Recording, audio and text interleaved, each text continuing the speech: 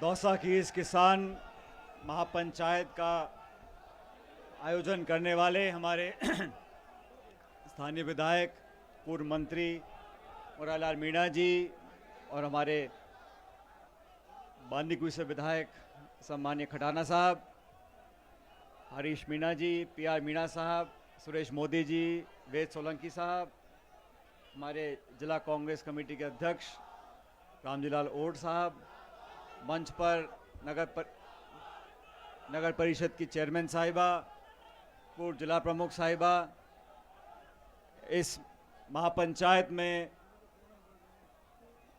पहुंचे हुए आदरणीय बुजुर्गों, नौजवान दोस्तों, माताओं, बहनों, साथियों, मैं धन्यवाद करना चाहता हूं मुरारीलाल जी का, खटाना जी का और सभी जिले के हमारे किसान भाइयों का, साथियों का, कि आप लोगों ने आज दौसा जिले में इतनी बड़ी एक किसान महापंचायत का आयोजन किया और मुझको, हमारे सब साथियों को आमंत्रित किया। मुझसे पूर्व में सभी साथियों ने अपनी अपनी बात रखी, लेकिन मैं चाहता हूं कि आप सब लोग ध्यान से सुने किस मुद्दे को लेकर आज देश भर का किसान आंदोलित है और इन तीनों कानूनों की बारीकियों को समझना बहुत जरूरी है। काले कानूनों का विरोध करना एक बात है, लेकिन इन कानूनों से जो दूरगामी नुकसान हमारी आने वाली पीढ़ियों को होने जाने वाला है, उसके बारे में आपको मैं दो शब्द कहना चाहता हूं। हम सब जानते हैं, आज से कुछ महीने पहले केंद्र की सरकार ने 3 ऐसे कानून बनाए। इन कानूनों के बनाने में किसी भी राज्य सरकार से बात नहीं करी गई, किसी भी किसान संगठन से बात नहीं करी गई और जबरदस्ती से और जल्दबाजी से ये तीनों कानून सदन में पारित कर इस देश पर थोपे गए।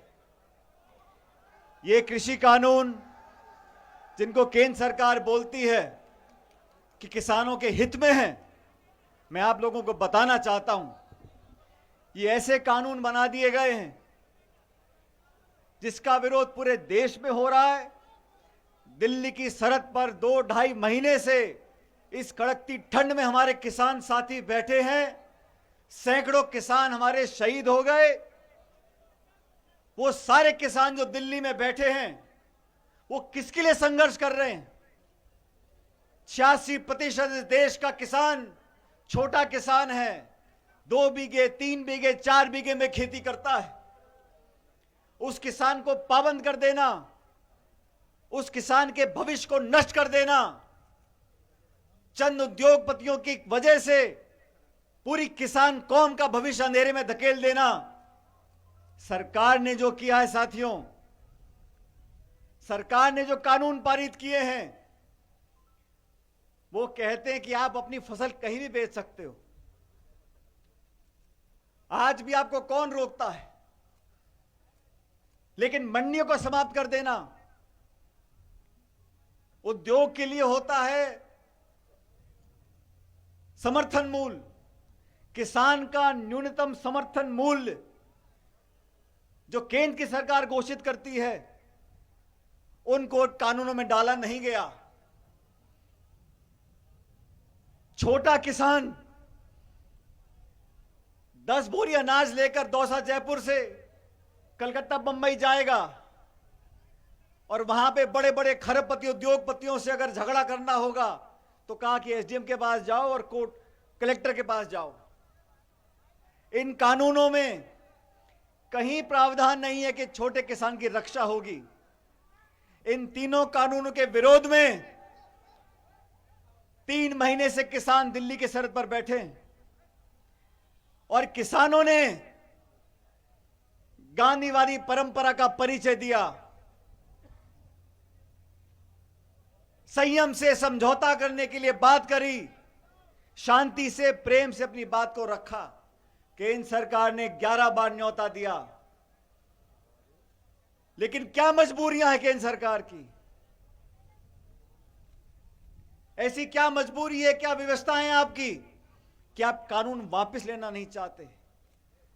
मैं धन्यवाद देना चाहता हूं श्रीमती सोनिया गांधी जी का, जिन्होंने 22 पॉलिटिकल पार्टीज को इकट्ठा किया और तमाम विपक्ष ने एक स्वर में कहा कि हमारे आपस में मतभेद हो सकते हैं, लेकिन देश के किसान के लिए हम सब एकजुट से खड़े रहेंगे। इस देश के किसान के लिए यह मुद्दा किसी दल का नहीं है, यह मुद्दा किसी एक नेता का नहीं है। लेकिन मुझे पीड़ा हुई साथियों, गणतंत्र दिवस के दिन जो घटना लाल किले पे हुई, उसकी हम सबको कड़े शब्दों में निंदा करनी चाहिए। अगर हमारे देश के मान सम्मान के साथ कोई खिलवाड़ करता है, हमारे तिरंगे झंडे के मान सम्मान में कोई कमी लेकर आता है, तो उस पर कार्रवाई करनी चाहिए। लेकिन उस दिन की आड़ में आपने सैकड़ों किसानों पर मुकदमे कर दिए, किसानों को पाबंद कर दिया, बैरिकेड खड़े कर दिए, कीले गाड़ दिए। आपने दिल्ली के बॉर्डर पर जिस प्रकार का प्रबंध किया है, ऐसा तो हिंदुस्तान पाकिस्तान के सरहद पर भी नहीं होता। आज हम सब लोग पीड़ित हैं, लेकिन हमने संकल्प लिया है कि 36 कौम के लोग, ये दौसा, इसकी धरती से आवाज जानी चाहिए। और यहां जो आज आपने महापंचायत में जो चारों प्रस्तावों को पारित किया है, इन प्रस्तावों को सिर्फ पारित ही हम लोगों ने किया है, इनको मनवा के छोड़ेंगे। और किसान जब अपनी बात पर अड़ जाता है तो हर व्यक्ति को पीछे पड़ना पड़ता है। सरकारें बनती हैं साथियों, सरकारें बनती हैं, बिगड़ जाती हैं, नेता आते हैं चले जाते हैं, लेकिन अपने कार्यकाल में अगर किसान के विरोध में कुछ काम हुआ है, सैकड़ों किसानों की जान चली गई, दिल्ली की सरहद पर पानी बंद कर दिया, बिजली बंद कर दी, इंटरनेट बंद कर दिया, शौचालय हटा दिए।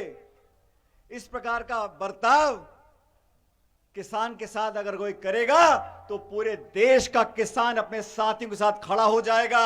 मैं आप लोगों से आह्वान करना चाहता हूं, हम तमाम जो साथी मंच पर बैठे हैं और आप सब लोग यहां पर खड़े और बैठे हो, आप सबको समझना पड़ेगा, यह लड़ाई किसी एक व्यक्ति की नहीं है, एक नेता की नहीं है, एक पार्टी की नहीं है। यह संघर्ष इस देश के छोटे किसानों का है।